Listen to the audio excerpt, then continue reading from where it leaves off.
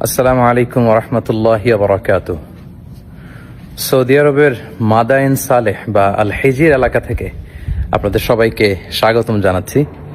আমরা প্রায় আজকে মদিনা থেকে 350 কিলোমিটার পথ পাড়ি দিয়ে মাদায়েন সালেহতে এসে পৌঁছেছি। এইখানে মূলত সামুদ জাতিগোষ্ঠীর বসবাস ছিল, যাদের হেদায়েতের জন্য আল্লাহ তাআলা সালেহ আলাইহিস সালামকে নবী করে প্রেরণ করেছিলেন। এবং সামুদ জাতির বৈশিষ্ট্য ছিল তারা পাথর বেষ্টিত এলাকায় তাদের জনপদ ছিল এবং পাথরকে খোদাই করে, পাথরের মধ্যে শিল্পকর্ম করে, খোদাই করে, ডিজাইন করে তারা পাথরের ভেতরে তাদের বসবাস স্থাপন করেছিল।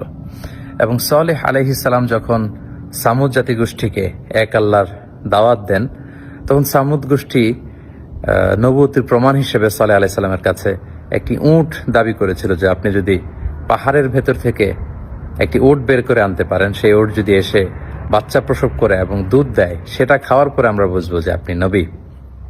এবং তিনি দোয়া করলেন সাল্লাল্লাহু আলাইহি ওয়াসাল্লাম আল্লাহর কাছে। আল্লাহ তাআলা পাহাড় থেকে একটি 10 মাসের গর্ভধারণী উটকে তিনি বের করে আনলেন। কিন্তু সাল্লাল্লাহু আলাইহি ওয়াসাল্লামের উম্মত সামুদ জাতি এটা দেখেও তারা বিশ্বাস করলো না এবং উটটিকে হত্যা করলো কিছুদিন পরে। এবং তাদের এই ধৃষ্টতার জবাব হিসেবে, শাস্তি হিসেবে আল্লাহ তাআলা জিবরিল আলাইহিস সালামকে পাঠালেন। উনি এসে একটা সাইহা বা সাউন্ড ওয়েভ, বিশাল একটি শব্দ তরঙ্গের মধ্য দিয়ে এমন বিকট আওয়াজ করলেন, ফলে সামুদ জাতি সমূলে নির্মূল হয়ে গেল, তাদের কানের পর্দা ফেটে সব লাশ হয়ে পড়ে রইল।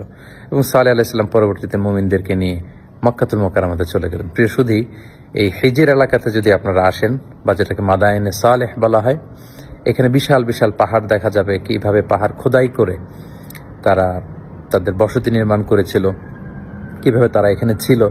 এবং ধ্বংসাবশেষ পরবর্তীতে এখনকার যে পাহাড়ি অঞ্চলটি কেমন, সেটা দেখে আসলে আমরা অবিশ্বাসীদের যে করুণ পরিণতি যুগে যুগে হয়েছে, যারা ধৃষ্টতা দেখিয়েছে আল্লাহর সাথে, আল্লাহ রাসূলের সাথে, আল্লাহর বিধানের সাথে, এবং যারা সীমা লঙ্ঘন করেছে, তাদের পরিণতি কি সেটা কিন্তু আমরা বুঝতে পারি।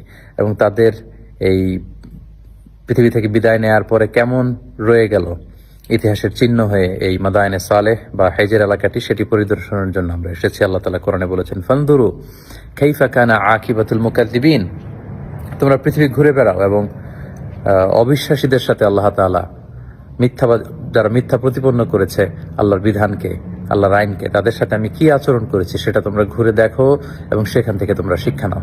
আল্লাহ তাআলা আমাদের সবাইকে অতীতের যে জাতিগোষ্ঠীকে আল্লাহ তাআলা পাপের কারণে ধ্বংস করেছেন, তাদের এই সমস্ত ধ্বংসাবশেষ দেখে আমরা যেন শিক্ষা হাসিল করতে পারি, সেখান থেকে আমাদের নিজেদের জীবনে যেন